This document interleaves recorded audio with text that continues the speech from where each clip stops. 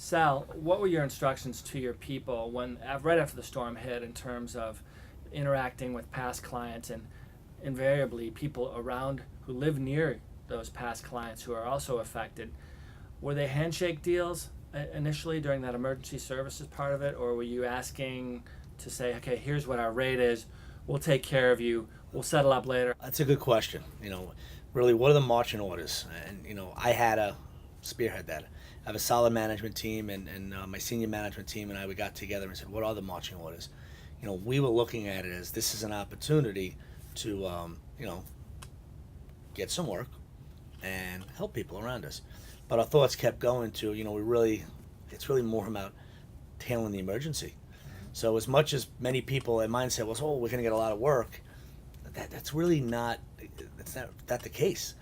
It's really a matter of survival at first. It's what are we going to do to help people? I mean, I had one house, 3 houses in a row, one block, 7 trees were on 3 houses. What do these people do? How do they live? Where do they go? Insurance companies were overloaded. So we were kind of operating in a, let's handle the emergencies first. What needs to be done now? What's life threatening, and then we go from there. Were there some handshake deals? Yeah, there were a couple of jobs where we just get in there. I put labor in there. Let's get them stable. Okay, let's get everybody stable as we can.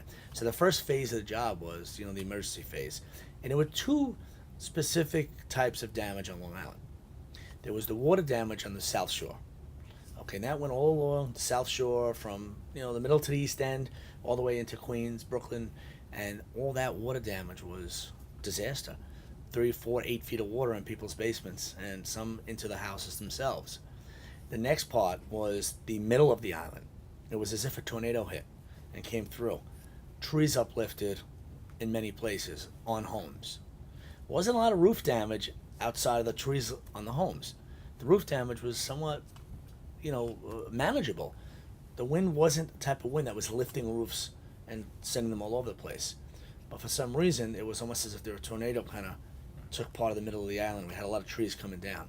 So we had making sure people were able to get out of their homes in the floods, and people had trees that were in their living room.